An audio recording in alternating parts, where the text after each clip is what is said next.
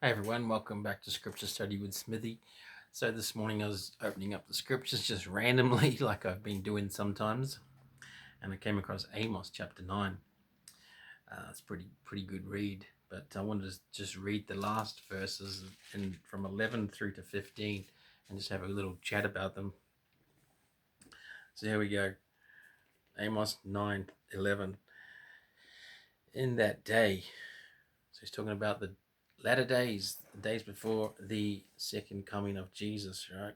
In that day will I raise up the tabernacle of David that is fallen, and close up the breaches thereof, and I will raise up his ruins, and I will build it as in the days of old, that they may possess the remnant of Edom and all and of all the heathen which are called by my name, saith the Lord that doeth this.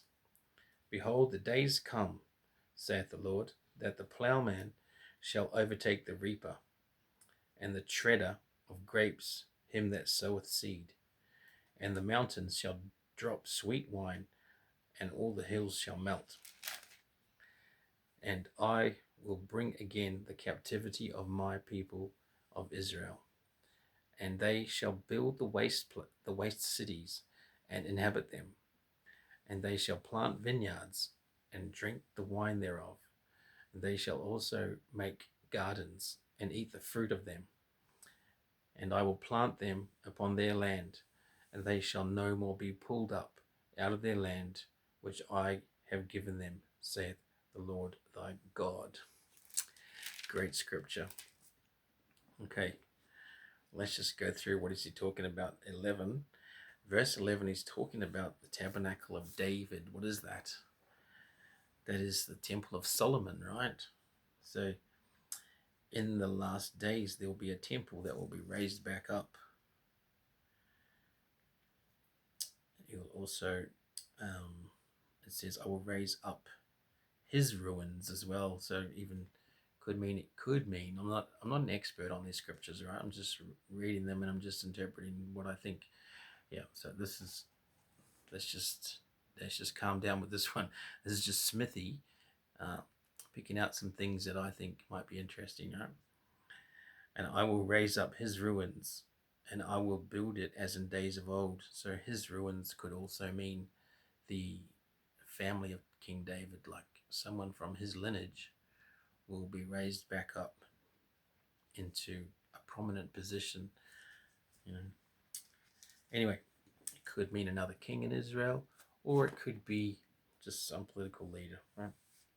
I don't know. And verse 12 it talks about possessing the remnant of Edom. Edom was um, Esau's inheritance. Well, Esau had so much. Him and his brother Jacob had so much. They couldn't stay together. So Esau took his family and all his possessions, and they left, and they went down to Edom. So Edom is Esau. It says in the scriptures, Esau is Edom, and Edom is located south of or east of the Dead Sea. So southwest Jordan, kind of Arabia kind of area, not far from where Sodom and Gomorrah were located.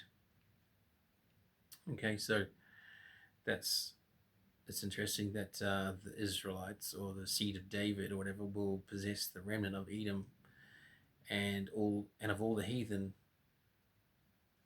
okay, which are called by my name, saith the Lord that doeth this. So,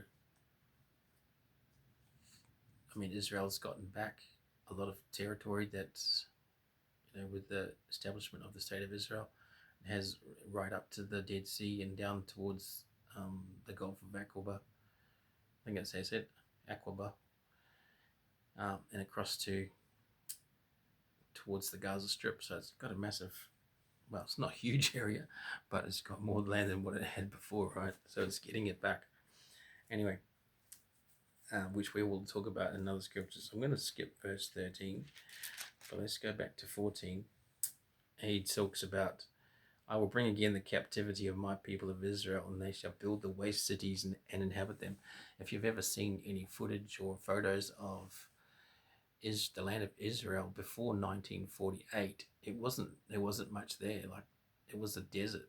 I remember seeing photos of black and white photos of Tel Aviv area, and there's nothing. There's just a little village, or like fishing village on the coast. And now it's a massive city. What does it say in here? They shall build the waste cities and inhabit them. And they're definitely inhabiting them. I just read in the news the other day that there was Jewish people from America and Canada still going in back to live in Israel. What a time to move there in amongst such persecution and violence. But I guess Jews are being targeted all around the world at the moment, so I can see why they might feel safer being with their own people. Anyway, it says in verse 14 that they shall plant vineyards and drink the wine thereof, and they shall also make gardens and eat the fruit thereof. Well, that's happened, right? Israel's become a very fruitful, prosperous place now that the Israelites have returned and are taking up their inheritance. And he says, verse 15, I will plant them upon their land, and they shall no more be pulled up out of their land. Okay, so that's it. They're returning, they've got their land as fulfillment of prophecy, and no one will be able to pull them out of there except God himself, if they become wicked again, I suppose. But that's not what we read in the scriptures. What we read is that they will be turning their hearts to the Lord and accepting and preparing for the Messiah to come, Jesus. So exciting times. We live in exciting times. Prophecy is being fulfilled.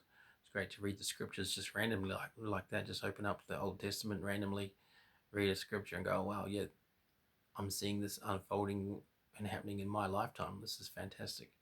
It's a great time to be alive, great time to witness these events taking place, and definitely fulfillment of prophecy is happening. And that's the importance of reading the scriptures, so we can know what they are and see them when they're happening. Anyway, just wanted to share that little scripture with you today, little short video for now, and thanks for watching. Enjoy your study.